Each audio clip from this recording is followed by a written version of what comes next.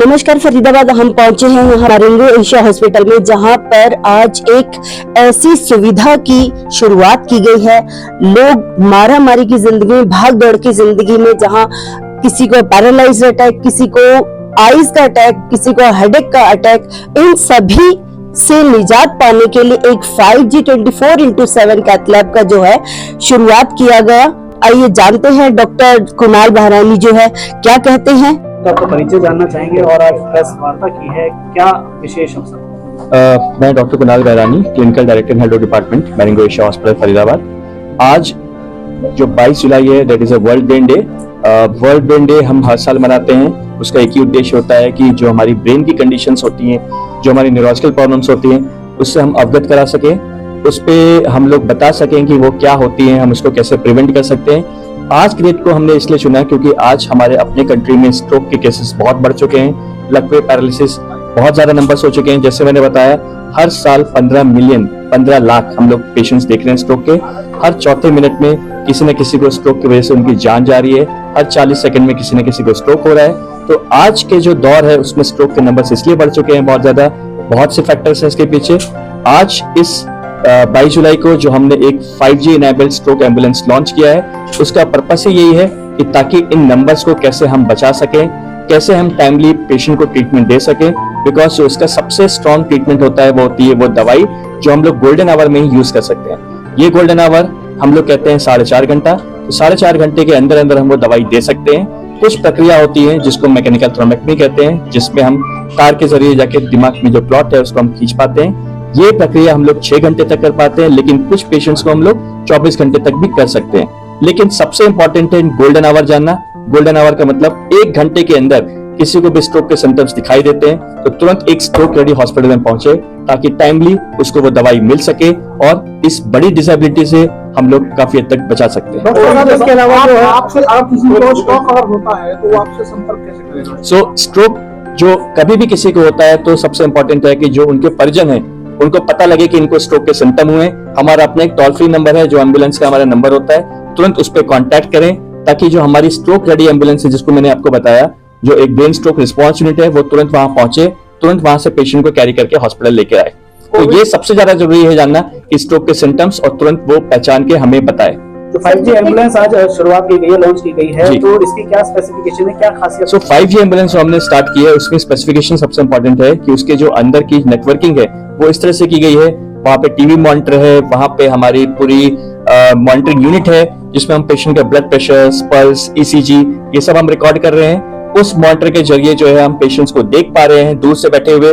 Patient अगर हम ambulance में, हम वहां पे बैठ के, हम न्यूरोलॉजिस्ट यहाँ हॉस्पिटल में बैठ के पेशेंट को मॉनिटर कर पाते हैं, हम देख पाते हैं कि पेशेंट के सिम्टम्स क्या हैं, पेशेंट को कौन सी दवाइयां ऐसी चल रही थी, पेशेंट का ब्लड प्रेशर क्या है। ये जानना इसलिए जरूरी होता है ताकि पेशेंट जैसे ही हॉस्पिटल में आए इमरजेंसी में, विदाउट वेस्टिंग एनी टाइम, हम बिना टाइम वेस्ट किए पेशेंट को तुरंत हम स्कैन कराएं, CT या MRI, और वहीं पे देखते हुए हम वो दवाई शुरू कर पाए। डॉक्टर कुणाल, रिकवरी के बारे में क्या विचार है कि जैसे कोई पेशेंट ऐसा आता है कि जिसको बहुत सीवियर उसका वो है, तो क्या ड्यूरेशन रहेगा उसका स्वस्थ होने का?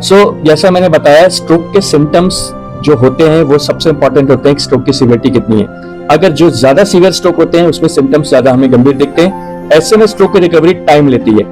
लेकिन अगर हम समय पे पेशेंट का ट्रीटमेंट कराएं, विद इन टाइम हम पेशेंट को हॉस्पिटल में लेके आए, विद इन टाइम हम उसको ट्रीटमेंट दें, तो पेशेंट काफी हद तक रिकवर कर जाते हैं। ऐसा भी देखा गया है, हम जब मैकेनिकल थ्रोम्बेक्टमी करते हैं तो 70 से 80% जो पेशेंट होते हैं अगले 24 घंटे में रिकवर कर जाते हैं। तो ये सारा कुछ डिपेंड करता है पेशेंट की सीवियरिटी स्ट्रोक के ऊपर, कि वो कितना सीवियर स्ट्रोक है, रिकवरी इस पर डिपेंड करती है। सर, आपने ये जो कैब जो है इसका स्टार्टअप किया है, क्या ये फरीदाबाद में ही पेशेंट्स की रिकवरी करेगा या फिर आउटसाइडर्स को भी? ये जो हमारी एक brain stroke response unit plus जो स्ट्रोक एम्बुलेंस है, ये केवल और केवल फरीदाबाद में नहीं बल्कि NCR में एक अपनी पहली एम्बुलेंस होगी जो एक 5G नेटवर्क इनेबल्ड एम्बुलेंस होगी। ये जो हमारी सर्विसेज है, ऐसा नहीं कि हमने केवल फरीदाबाद तक रखी गई है, आसपास के जितने भी कम्युनिटीज हैं, चाहे वो हमारी पलवल हो, चाहे वो हुडल हो, कहीं पे भी पेशेंट अगर हमें वो सर्विस लेना चाहता है तो तुरंत हमारे को कांटेक्ट करे, ताकि हमारी एम्बुलेंस वहां पे जाए, तुरंत पेशेंट को ट्रांसफर किया जाए। बिकॉज ट्रांसफर करने में सबसे इंपॉर्टेंट आज के टाइम पे टाइम लगता है। पेशेंट को हॉस्पिटल पहुंचने में टाइम लगता है, पेशेंट इधर उधर रुक जाता है, पेशेंट कई बार नर्सिंग होम से रुक जाता है, जिसकी वजह से वो दवाई टाइम से पेशेंट को मिल नहीं पाती, जिसकी वजह से एक बड़ा स्ट्रोक उसको हो जाता है। एक और चीज आपने देखी कि लोग ये फैसिलिटी अवेलेबल है। जैसे मैंने बताया कि जो 5G enabled stroke ambulance brain stroke response unit है, ये for the first time in NCR, मतलब एनसीआर में हमारे पास मैरिंगो एशिया में पहली बार लॉन्च की गई है।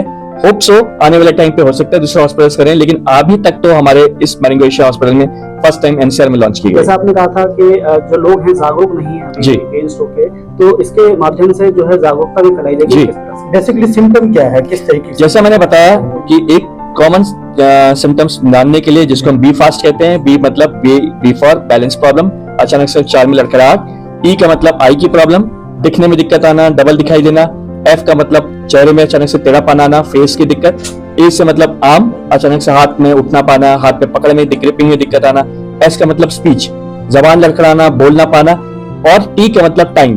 तुरंत ऐसे सिम्टम्स को पहचाने, उसी टाइम एक स्ट्रोक रेडी हॉस्पिटल में रश करना चाहिए। तो जो बी फास्ट होता है, इससे हम लोग स्ट्रोक के सिम्टम्स को आइडेंटिफाई कर पाते हैं। तो कोविड के बाद सर आंकड़ा बढ़ा है? कोविड के बाद जो स्ट्रोक्स के आंकड़े हमने जो बताए बड़े हैं, वो उस टाइम सबसे ज्यादा थे जब ये कोविड का टाइम था। सो अब जो आंकड़े हैं, ऐसा नहीं कि उस टाइम से आंकड़े बढ़े ही आ रहे हैं। ये जैसे मैंने बताया, पिछले 30 साल में अब स्ट्रोक के आंकड़े 3 गुना बढ़ गए हैं। तो ऐसा थोड़ा ना 30 साल से हम कोविड देख रहे हैं। कोविड तो हुआ उस टाइम पे स्ट्रोक के आंकड़े बढ़े, लेकिन अब तो स्ट्रोक के आंकड़े में नहीं करो, कोविड की वजह से बढ़ चुके हैं। बहुत से ऐसे रीजन हैं अदर देन कोविड जिसकी वजह से स्ट्रोक्स बढ़ रहे हैं। तो कोविड एक फैक्टर डेफिनेटली था, लेकिन वो बीत चुका। अब जो फैक्टर्स हैं वो बहुत ऐसे फैक्टर्स हैं, डायबिटीज है, हाइपरटेंशन है, स्लीप प्रॉब्लम है, लोगों को हार्ट की प्रॉब्लम है, जिनका पल्स है वो इरेगुलर होता है। ये ऐसी प्रक्रिया होती है जिसकी वजह से स्ट्रोक के प्रॉब्लम्स बढ़ जाते हैं। तो ये जो फैक्टर्स हैं, ये यंग पेशेंट में भी हम देख रहे हैं, ओल्ड पेशेंट में भी देख रहे हैं।